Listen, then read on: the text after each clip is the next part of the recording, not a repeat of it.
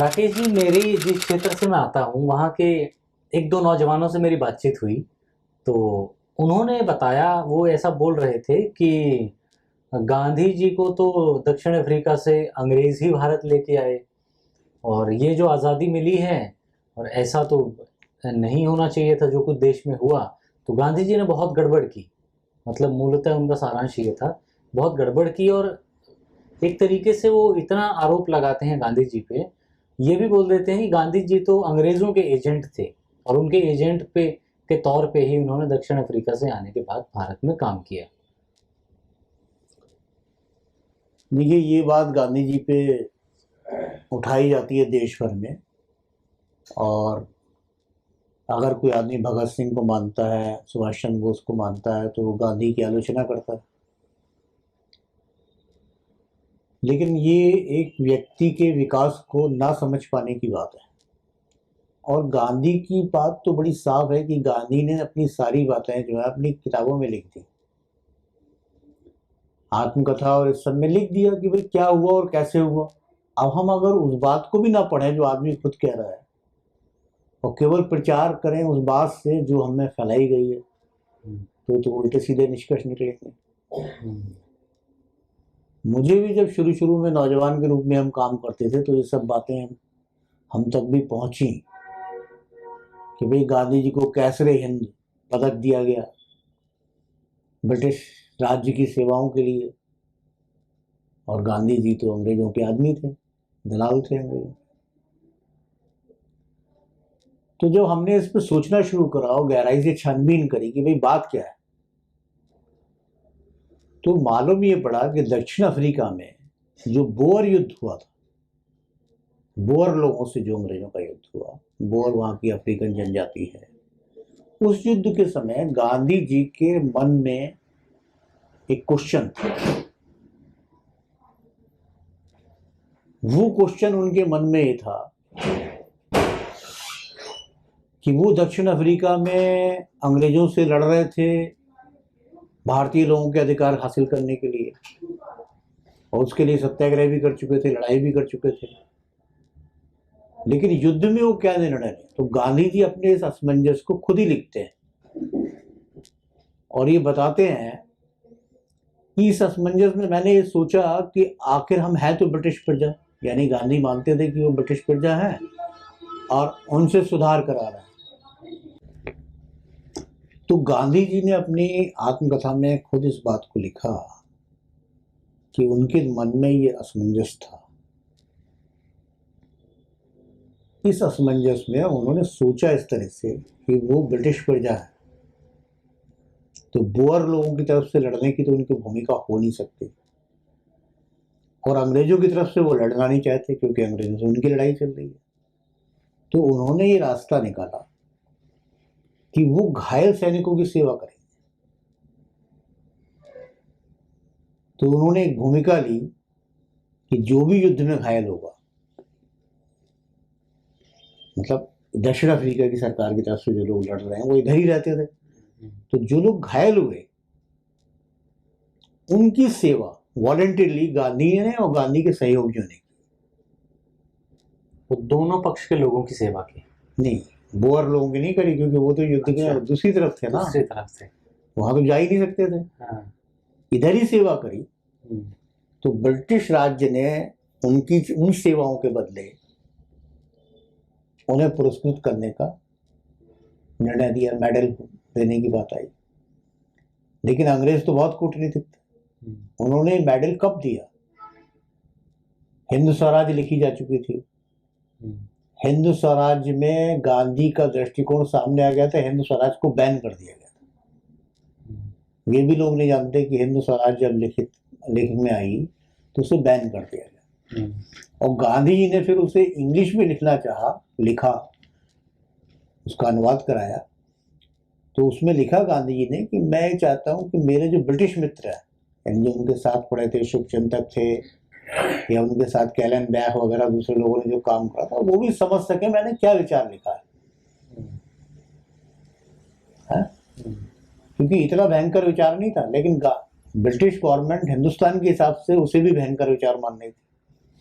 गांधी के विचार को, इसलिए प्रतिबंध करा।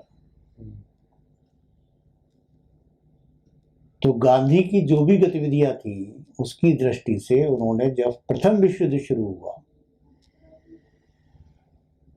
तो उन्होंने सोचा कि इस व्यक्तित्व को हमारे साथ युद्ध में हमारा साथ देना चाहिए। और लगभग पूरे भारत में भी ये मन था। द्वितीय विश्व युद्ध में नहीं था, लेकिन प्रथम विश्व युद्ध में भारत के अंदर सामान्य लोगों का अधिकतर चिंतन ये था कि चूंकि हम ब्रिटिश प्रजा है तो हम ब्रिटेन की तरफ से लड़ें। हमारी फौज भी लड़ने गई दोनों युद्धों में। तो उन्होंने उसे केसरे हिंद से नवाज के गांधी जी को, गांधी जी से ये सहयोग अपेक्षित करा कि वो सैनिकों की भर्ती कराने में योगदान दें, भारतीय सैनिकों। अब गांधी जी पे ये बात बहुत गहरी गुजरी है, तो उन्होंने किसी तरह से उसका भी उन्होंने वर्णन कराया कि कैसे बिना मना करते हुए भी उन्होंने इस काम को नहीं करा। और तिलक ने उनसे कहा था कि आप राजनीति में कोई हस्तक्षेप नहीं करोगे, इसलिए उन्हें शांति भी रहना था 1 साल। तिलक ने मना करा था। हाँ, तिलक ने नहीं, सॉरी, गोपाल कृष्ण गोखले ने गांधी जी जब आए तो उनसे कहा कि आप 1 साल केवल भारत को समझने में खर्च करो, कोई राजनीति या कोई भी बात नहीं करो। तो गांधी प्रथम विश्व युद्ध के वक्त ही आए थे। भारत में मेडल दिया गया गांधी जी को। तो प्रथम विश्व युद्ध के वक्त आए थे तो उस समय अंग्रेजों की अपेक्षा थी कि वो सैनिक भर्ती कराए। गोखले का ये कहना था कि 1 साल तक आप कुछ नहीं करोगे। तो उस अंतर्द्वंद को उन्होंने उस बात को भी जाहिर किया है कि सैनिक भर्ती कैसे करा सकता हूँ मैं, इस तरह की बात कर। तो ये एक अंतर्मन की बात है। फिर गांधी जी सामने आते हैं बनारस में जब, तो वो भारतीय राजघरानों की और ब्रिटिश वायसराय की निंदा करते हुए सामने आते हैं, क्वेश्चन मार्क लगाते आते हैं कि भाई वायसराय ने कि मीटिंग में आ रहे हैं तो इसलिए इतना प्रबंध है कि हम भारत के नागरिक जो है वो अपने नागरिक अधिकारों से ही वंचित रह रहे हैं, है ना। इतनी तलाशी हो रही है, इतना ये हो रहा है, उसको ही क्वेश्चन मार्क किया उन्होंने। अब जागीरदारों को करा कि आप पे इतना धन है, सोना है, जिसका प्रदर्शन करके आते हो, और हमारे लोग इतने गरीब हैं, तो ये सब कैसे चलेगा। तो पॉलिटिकल एंट्री जो उनकी है वो तो इस रूप में। दूसरा फिर रोलट एक्ट का विरोध, अंग्रेजों का विरोध। अंग्रेजों ने एक कानून बनाया, उसके विरोध में गांधी की एंट्री है।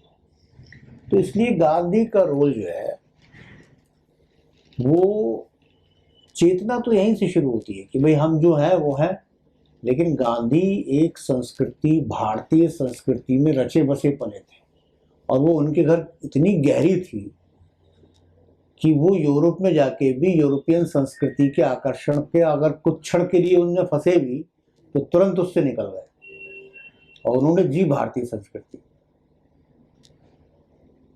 अब उन्होंने जो अपने आश्रम बनाए दक्षिण अफ्रीका में, वो भारत राष्ट्र की प्रतिध्वनि करते हैं ना।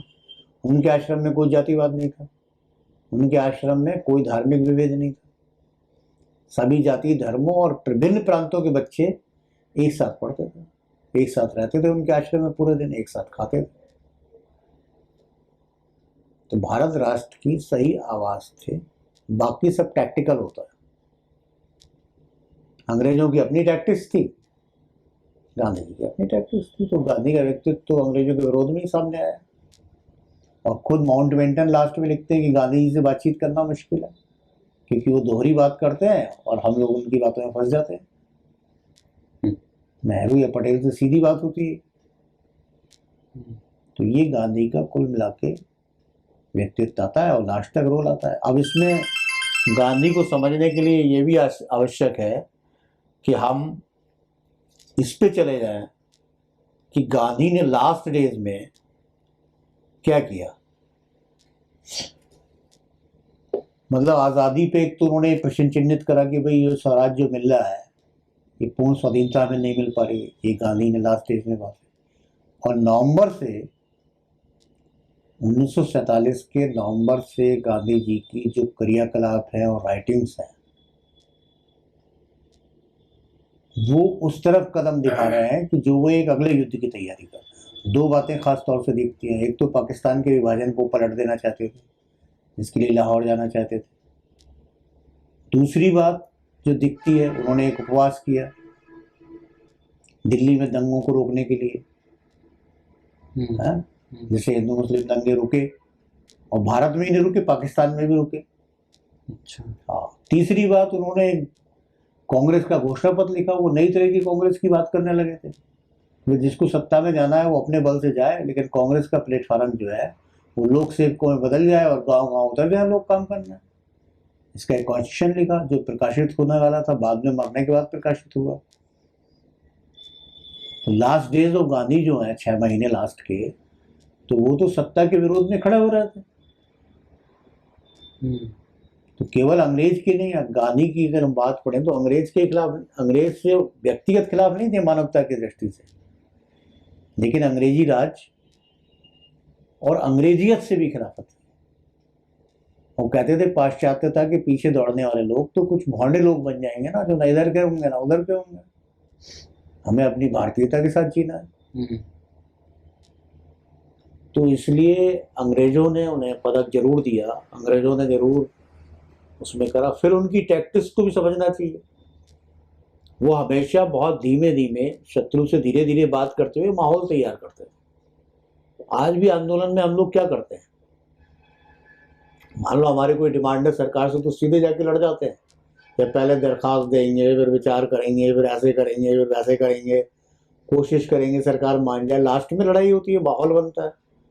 तो गांधी जी का भी तरीका इसी तरह से था, ये पत्रवार करेंगे, हमारी व्यक्तिगत लड़ाई नहीं है, ये बात कहेंगे, लेकिन अपनी बात जो है उस पर अड़ जाएंगे।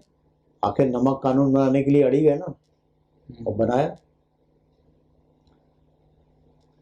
तो इसलिए गांधी जी चूंकि बात कम करते थे, बोलते कम थे, पढ़ाई उन्होंने बहुत करी थी, लोग समझते थे इन्हें आता जाता नहीं है, और भारत राष्ट्र का सही प्रतिनिधित्व करते थे। ये बात समझनी चाहिए। जो लोग आज राष्ट्रवाद के नाम से शोर मचाते हैं वो कतई राष्ट्रवादी नहीं है। गांधी का राष्ट्रवाद है, वो हिंदवी की बात करते हैं, और ये लोग हिंदवी तो दूर, हिंदी तक भी नहीं पहुंच पाए। इतने साल सेशन मिल गया, राष्ट्रवादी हैं, लेकिन भारत में भारतीय भाषाएं नहीं चलेंगी, काम सब अंग्रेजी में होगा। ये कैसा राष्ट्रवाद? प्रधानमंत्री पश्चिम तरीके का सूट पहन के अपने आप को राष्ट्रवादी साबित करने पर लगे पड़े हैं। पश्चिम की नकल और पश्चिम की चीजें हिंदुस्तान में आ रही हैं जस के तस, और हमारी संस्कृति पाश्चात्य बनती जा रही है, इस पर गर्व कर रहे हैं, और हम राष्ट्रवादी हैं। ये कैसा राष्ट्रवाद? गांधी जी को अपने भारतीय संस्कृति पे गर्व था, उसको जीते थे और उसके अनुकूल समाज बनाने की कोशिश करते थे।